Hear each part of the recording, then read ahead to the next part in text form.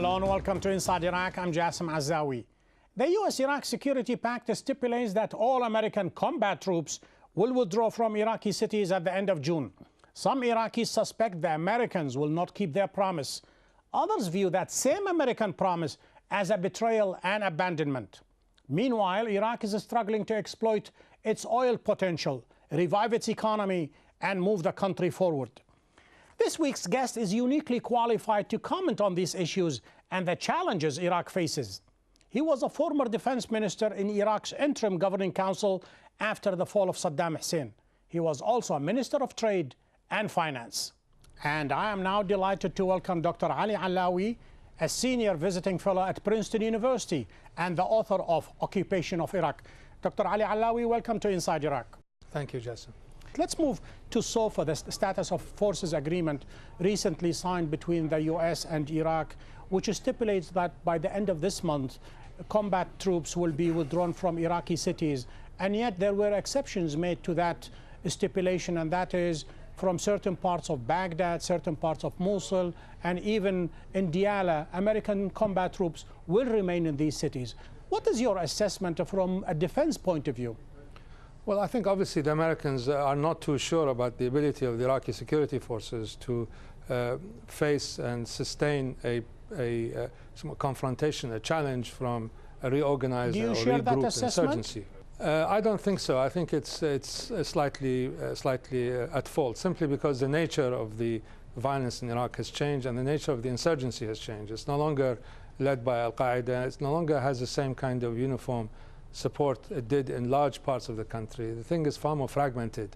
Violence is much more selective, much more targeted, and has not yet and is unlikely to reach the levels that we had between 2005 and 2007. If that is the case, how much credence do you put in what al-Maliki confidently says that once the Americans are withdrawn at the end of 2011, Iraqi forces will be able to handle the country? Well, I think the Iraqi government continues to be the single largest holder of military power in Iraq, and there isn't any single other group that's able to challenge it. At the same time, the Iraqi Central Forces don't necessarily have uniform loyalty to the state in the sense of a clear chain of command and that they're completely loyal to the commander-in-chief. There are groups and there are divisions of loyalties and responsibilities. I think that by and large, the Iraqi security forces can face off any single challenge from either insurgents or from regional groups or from political parties who may not see eye to eye with the government. Let's just point at two challenges potentially in the near future. One is the Al-Sahwa, the Awakening Councils, and the other Jaish al-Mahdi. Both these groups are abiding their time, watching the political and military scene carefully, and perhaps at a later stage they will choose their own battle. Well, the Sahwa has been eroded a great deal in terms of its cohesiveness. It's not only one organization, it's not one single uniform group. It's now broken up into fragments. Some of them have joined the political process, some of them are trying to run for political office, others have turned to criminality, but most want to see a way out of this. I don't think they'll revert to their arms as quickly as people think. Some may, but nevertheless they don't have either the cohesion or the support of the United States. That's lacking. So the Sahwas have become fragmented and fractured. Is this what al-Maliki counting on? That's the fracture and the lack of money with the Awakening Councils? That is perhaps giving him the confidence that if they challenge the authority of the central government, he will take them on?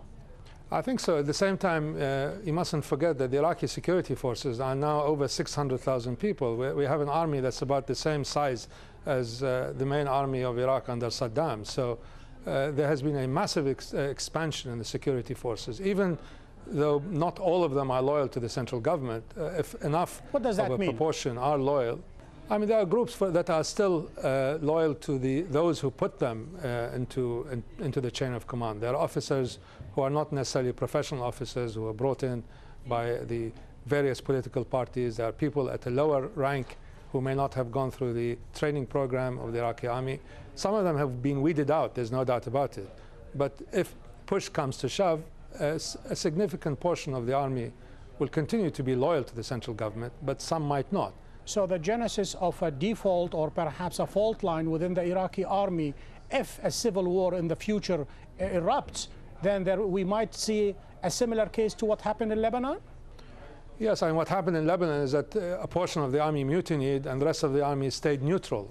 I don't think this will happen in Iraq. If there is an escalation of violence, I think most of the armed forces will continue to take command from the commander-in-chief, who is Prime Minister Maliki at the moment. Let me stay with the Iraqi army. I read a few assessment of the Iraqi army by American think tanks where the figure 75% of the former Iraqi officer corps is exactly back in the saddle. Is that your understanding? Yes, it is, but I mean, don't forget that Iraq had a huge number of officers. There's about 25,000 retired officers of the rank of colonel and above simply in the Mosul area. So we're talking about a very, very large number of people who were in one way or another associated with the armed forces. So drawing from that pool is something that's natural. But I don't think that they were brought in sort of as entire units at the time.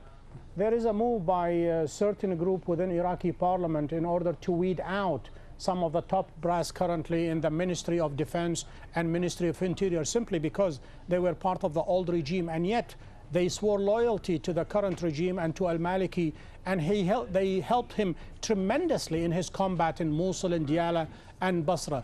Do you see these calls rising in the future once Sahwa is weeded out, once perhaps even a Sadr movement is snuffed? No, I don't think so. I think over time there will be greater cohesiveness of the armed forces and greater willingness on the part of even those officers who may be skeptical about the changes after 2003 to take orders and to be commanded by the central government or by whoever is responsible for the central government. One of these difficult conditions, Ali Allawi, I can anticipate perhaps is the rising tension between Baghdad and Erbil can only manifest itself in military confrontation. Perhaps we saw a glimpse of that in the past, and perhaps in the future, if Baghdad and Erbil don't see eye to eye about certain rights or what they call the disputed areas vis-a-vis Diyala and Kirkuk, that might come to a loggerhead. Well, I mean, theoretically, yes, but I don't think it can happen because unless there's a dramatic change in the distribution of political power inside Baghdad, as long as we have the current landscape of Iraqi politics, I think there will be an attempt to threaten and saber rattle and so on, but I doubt very much if it will come to blows. Since you were a defense minister during your tenure, how much influence, whether military, financial, or otherwise, did you witness Iran was playing in Iraq? And how would you assess Iran's current role? Right now, Ali Larijani saying that our role is the soft power. Has Iran changed its views and practices in Iraq? I think the overarching aims or goals of Iranian policy in Iraq have not really changed since 2003. I mean, they got a massive boon, a massive free gift, as it were, from George Bush by overthrowing their most implacable enemy after the Taliban. So, and nobody would have expected that anybody could do that internally. So the entire geopolitical situation changed to their advantage, and they want to make sure that under no circumstances can Iraq go back to the conditions or circumstances where it can threaten directly Iran's national security. So this, to me, is one of their main aims inside Iraq. Another aim is to stop Iraq being used as a platform by the United States and by other powers to attack or to undermine the Iranian regime.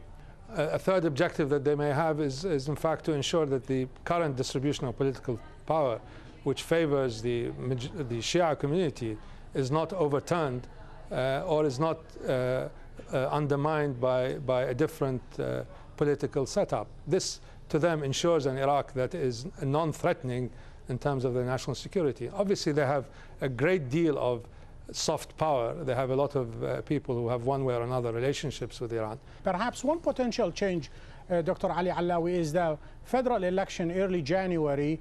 Perhaps it might change slightly the political spectrum, but not much.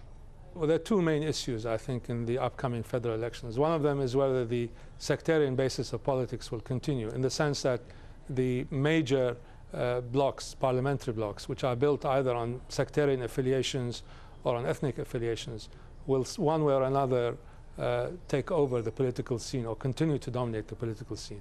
If that happens, then I think the nature of Iraqi politics will be to a large extent defined by the deals struck between Shias, Sunnis, and Kurds, and Iraq will be seen in terms of this triangular relationship.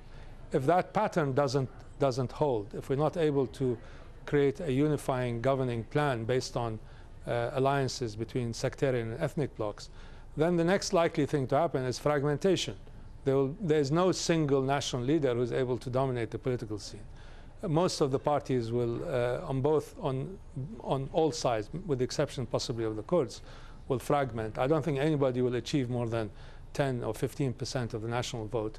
And the other aspect of it is that what I call the neo-Ba'ath, that is elements of the former regime, not necessarily those who believe in the ideology of the Ba'ath, but any group that in one way or another feels itself having lost as a result of the 2003 changes, will regroup and form a kind of alliance between secularist group, nationalist group, Al-Ba'ath has been forbidden for practicing politics, and we will know whether in the future Iraqi politics will allow them to come under different name or even under their old name.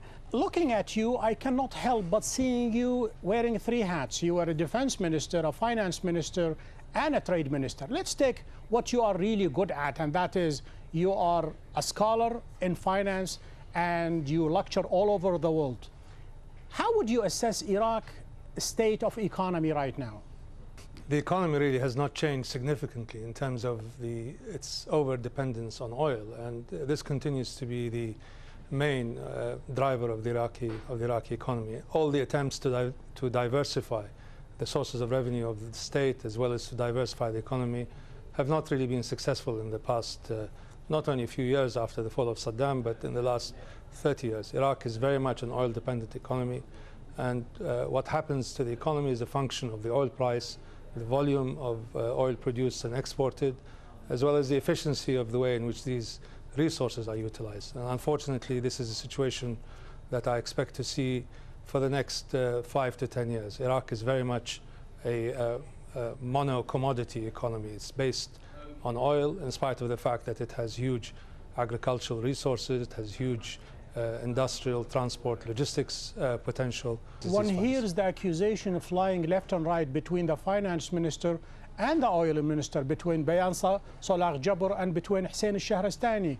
Bayan Salah Jabr says, you know, I don't have enough money in the treasury simply because Hussein al-Shahrastani failed to benefit from the astronomical rise in oil prices last year. It reached 146, and now it's plummeted to about 40 and 50, and that's why Iraqi treasury is depleted, and there is not enough sufficient money to somehow to come up even with some of the basic infrastructure.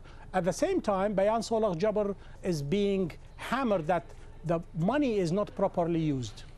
Well, it's true, but the point is that the expenditures of the central government in terms of salaries, wages, costs of the security establishment, pensions and so on went up dramatically over the last 3 years. So the fixed costs, as it were, of the Iraqi government are extremely high. And it was based on a certain oil price level and a certain volume of production in order to meet the revenue demands of the state. Now, what happened is that there was an explosion in expenditures, primarily in the form of transfers and increases in wages and salaries. And the oil sector itself has not caught up in terms of the volumes produced. In fact, there's been a slight decline in the production of the southern oil fields. So all in all, you can say that it was both a problem of an exploding budget and as well as a decline in oil revenues. And we had, as it were, a perfect storm. What about the personnel? I mean, I don't mind sharing with you some of the sentiments expressed by many Iraqis and experts that people at the helm at the ministries, they are not qualified. I fail to come up with a good example except perhaps the finance ministry. Bayan Salah Jabr, who was just recently the interior minister, and before that he spent many years outside Iraq, and perhaps with his admission that he does not know much about finance. Well, I can't really comment on specific cases, but what I can say is that he's in that position because he's a senior politician in a major party that's part of the coalition, and it's to be expected that those who are in senior political positions are given senior ministerial appointments. I mean, this happens in every democratic country around the world. But what I can say is that the entire machinery of state is in a very large way decrepit, it's dysfunctional, it's unable to meet the demands of reconstruction or to manage the needs of a modern state and a modern economy. So in spite of the fact whoever is in charge of these ministries, a lot of these issues and problems will continue simply because the machinery of government is so degraded. So basically you are seeing the deeper root of the paralysis currently entangling Iraq, and that is it goes beyond the personnel and goes beyond what the existing structure. Yes, I mean it's both. I mean obviously if you have poor economic, financial leadership, poor policy making, poor implementation of policy, irrespective of the quality of the machinery of government, you're going to have a problem in the final result. And at the same time, if that's compounded by poor management, a great deal of corruption, a lot of poorly qualified people in important positions of power and authority, the problem is compounded. It is compounded indeed, and it's a double poison when you have not only corruption but you have bad management.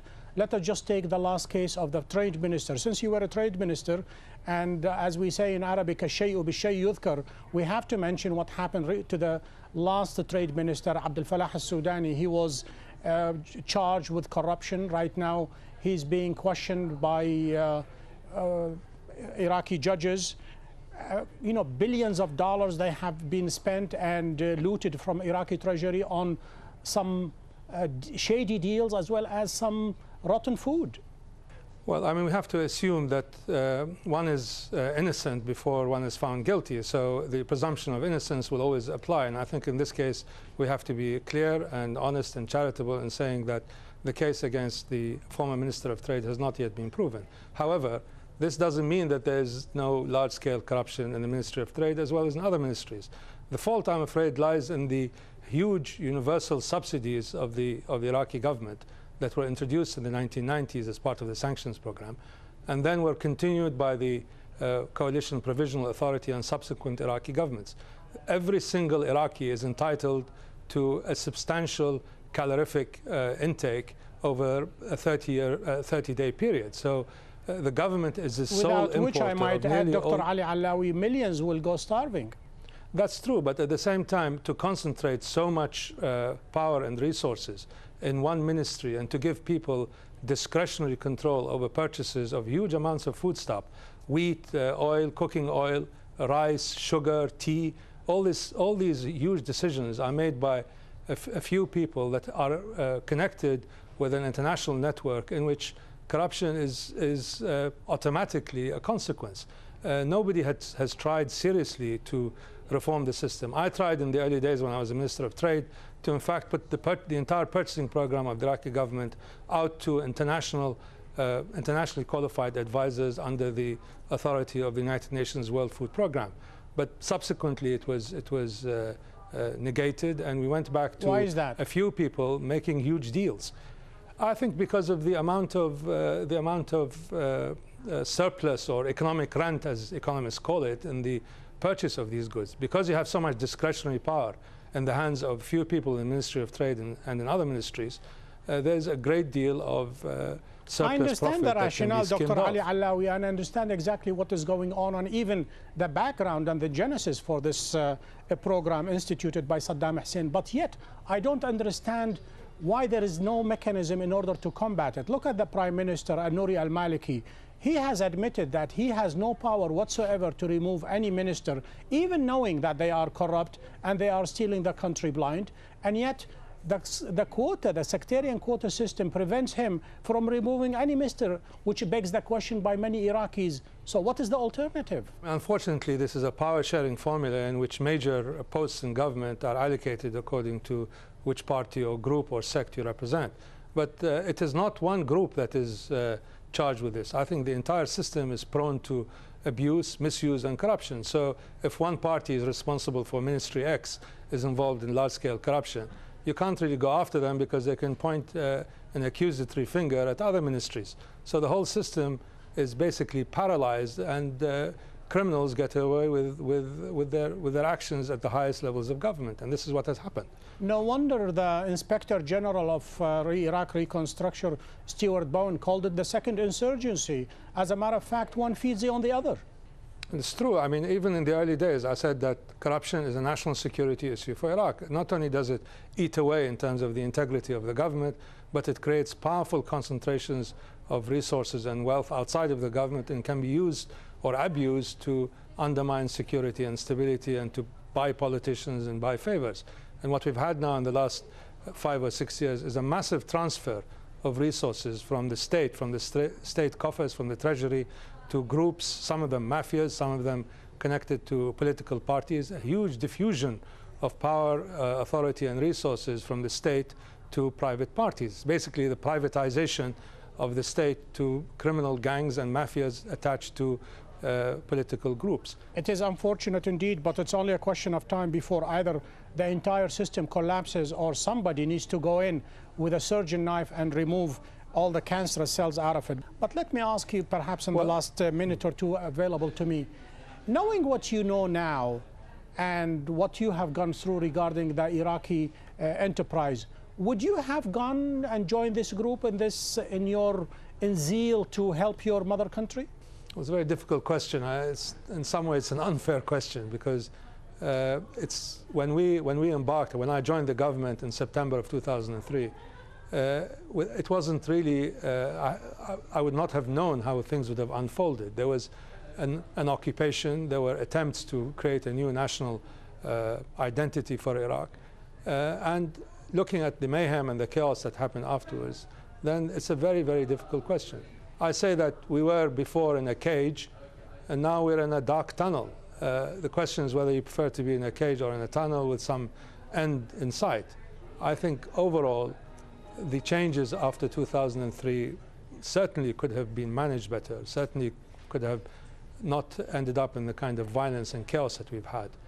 In the pre-2003 period, the way in which the regime managed its affairs and managed the affairs of the country made that option extremely remote. Look at your crystal ball. You said we came out of that cage and we are into a dark tunnel. What part of the tunnel are we in now? When do you reckon that Iraq will come into the bright sunlight? I think when we reach a new political balance, a new equilibrium, not only dominated by the post-2003 groups, there has to be a recognition that a significant part of the Iraqi population did not expect or accept the changes of 2003, that they have legitimate fears and that these fears have to be one way or another contained within a new political order. So if we reach this kind of balance, I think we can have a reasonably stable and reasonably prosperous and successful society. In my mind, it will take another perhaps 5 to 10 years before that we can see these green shoots sprouting. A senior visiting fellow at Princeton University, the author of Occupation of Iraq, Dr. Ali Allawi, thank you for being a guest on Inside Iraq. Thank you, Jess. Thank you very much. To access the show and to send us your comments, please go to aljazeera.net/English. We have reached the end of this show. Join me next week when we take another look inside Iraq. Until then, have a great week.